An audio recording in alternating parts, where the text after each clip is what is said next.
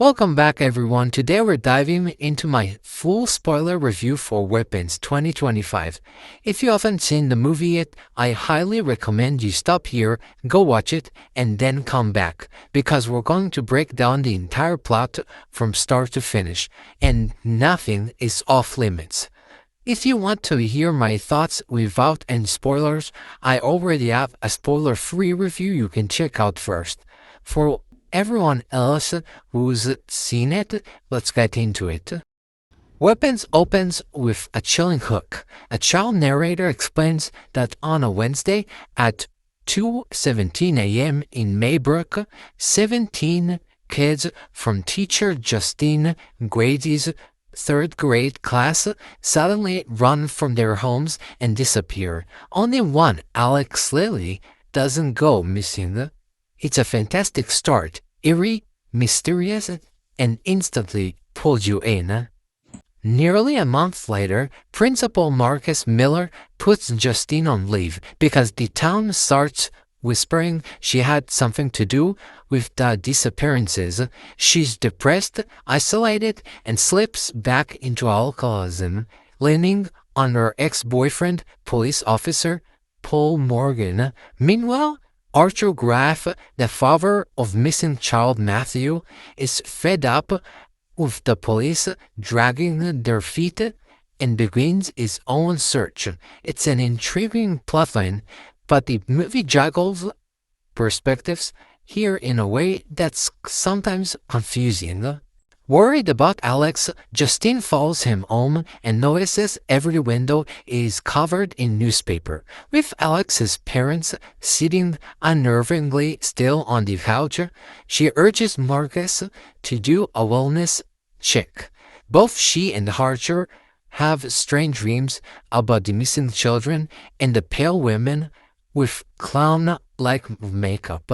When Justine revisits Alex's house and dozes off in her car, Alex's mother suddenly blocks out in a puppet-like trance, opens Justine's car door, and snips a lock of her hair. It's a fantastic suspense moment that makes you question what's really going on. Meanwhile, James, a local drug addict and a petty thief, breaks into Alex's house and finds his parents and the missing kids in the basement, all in catatonic state. He spots a missing children poster with a cash reward and calls the police, but Paul, who already had a tense history with James, spots him, gives chase, and James bolts into the woods, where he sees the nightmare woman. Paul catches him, handcuffs him in the car, and goes to investigate the house. Hours later, Paul comes back, drags James inside, and that's the last we see of him for now. This whole sequence is tense and genuinely creepy, especially the moment James sees the kids in the basement. Marcus later gets a visit from Gladys, Alex's eccentric aunt and the one caring for him after his parents supposedly got sick. Marcus insists on seeing the parents for the wellness check.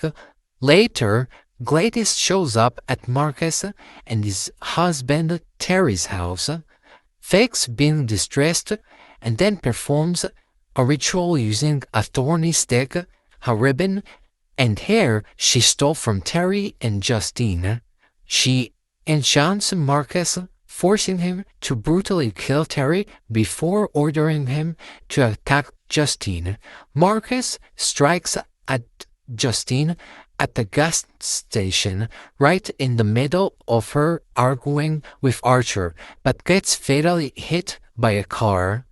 That night, Justine and Archer piece together that the children were all running toward Alex's house. It's a great twist, but at this point, I really wish the movie had taken time for an entire Gladys chapter so we could fully invest in her as a character. Then comes the reveal. Gladys is actually a dying witch pretending to be Alex's aunt. She can control people by taking personal items, especially hair, and weaponize them to do her bidding. She enchanted Alex's parents and threatened to kill them unless Alex helped her. She had him collect one personal item from each of his classmates, which she did by stealing name tags from their cubbies. Using these, she cast a spell to lure the children into her basement, where she fed off their life force to keep herself alive. It's an insane and creepy twist that explains everything. Justine and Archer break into Alex's house and are immediately attacked by a spellbound Paul and James. Justine manages to get Paul's gun and kill both of them.